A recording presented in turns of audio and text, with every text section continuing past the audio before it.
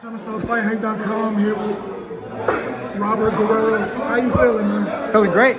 Feeling good. No injuries. A little bit sore, but I feel good. You officially put the rivalry to bed. I mean, you probably didn't think it was a rivalry anyways, but how did it feel to finally close that chapter 95 years later, man? It felt good. It felt good. Close the door. I know Berto's been wanting to his get backs on everybody, and he tried tonight. Is there anything that he did in there that kind of surprised you since it was so long since you guys fought? No, not at all. But I think I surprised him when I came out and started boxing him. Yeah. I think he was expecting me to come in and put pressure like I did the first time and bang with him, because it seemed like anytime we were on the ropes, that's where he was on his game. Yeah. So, it was just using my head in there and being sharp, using my jab and boxing him. You know, it was a little surprising to see that what you said afterwards. You was just like, yo, let me get a title shot, basically. Like, is that something you're serious about, or are you just like? Oh, definitely, man. Definitely. Stay busy. Hey, ride it till the wheels fall off, baby. That's what I say.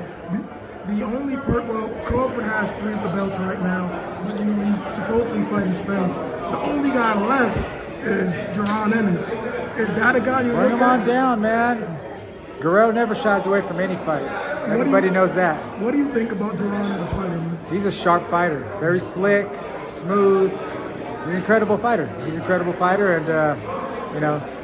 that's why he's a champion. What makes you, I mean, obviously you were a former multi-time champion, but what makes you at this age say, you know what, I still want to fight these young guns. You can retire right now. You had a great career. You got money in the bank. You chilling, man. What makes you say, I want to fight these young, hungry guys, man? I take care of myself. Boxing's a lifestyle for me. Always in the gym, training, everything. We run a gym back home. I have young kids that are training also. So, I mean, it's a lifestyle for me. And, hey, if I feel great, why not? Is Jaron Ennis as good as people say he is? They're saying he's like the next Roy Jones. Oh, yeah, definitely he's as good as everybody says he is. It's just about him getting that opportunity and showcasing it. What do you think you can do in order to beat a guy like that without actually telling the game plan? Is it your experience? You've been in there with Floyd friggin' Mayweather. So is that what it is, where you're just like, I know I can use my experience to beat that kid? Yeah, I mean, it has to do with experience. It all depends, though. I know he's never really been pressed like hard. So, he's always had guys that can box in front of him, and he just outguns them. So, it's an incredible fight. I mean, I would love to get in if that fight happens. Talent-wise, is he comparable to a Floyd Mayweather? Talent-wise, possibly. It's just a matter of him showcasing it. And then also, too, I mean, Floyd's just incredibly fast. His reaction time to what you do, I mean, it's beyond. It's beyond. And I think right now, he probably is about the same if he gets in the ring. Floyd. He is, like I said, it's his reaction to what you do and how he reacts to everything you do that is what throws everybody off. And it's not just speed, but it's how quick he reacts to what you're doing. I mean, I would take a step and he was already like 2 steps ahead, reacting, landing a shot, and doing something else already. So, like Floyd always says, everybody has a game plan till they step in the ring with me, and then it goes out the door. And sure enough, that's exactly what happened with me. I had my game plan. After the 3rd round, it was like, man, I just got to try to land something big, because, he's there, he's not there, he's here, he's there, he's all over the place. Let me ask you this, man. He stole my name for the night, man. The ghost. He was all over the place. Couldn't find him. That's a good one, actually. Let me ask you this, man. Devin Haney is a guy who just looks great at 140 pounds. Yeah, he looked real good. Exactly. And like I said, you've been a mainstay in the division, a champion, a top 10 level guy.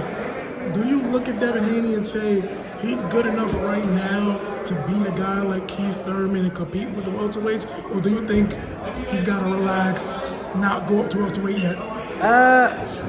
Yeah, I think he should do a little work at 40. and then move up.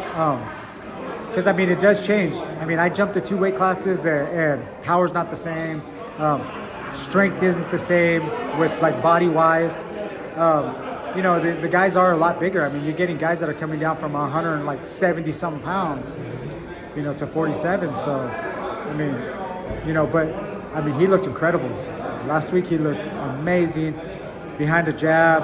His boxing skills were on point. His distance, his side steps. I mean, he looked incredible. And man, what I love about Devin Haney is he's bringing that old school boxing style back, where, you know, just subtle movements behind the jab, combinations, and everything's right there on point. Gotcha. And just my last question for you, man. If you could map out the last few fights of your career, what's like the perfect ending for Robert the Ghost Guerrero? What's the perfect ending for you? Oh, you're gonna look for the best. Spence, Crawford, and Crawford again, rematch. You know, at this point, you know, just stay in shape and, you know, take them as they come. Got it. Thank you, brother. Appreciate it, man.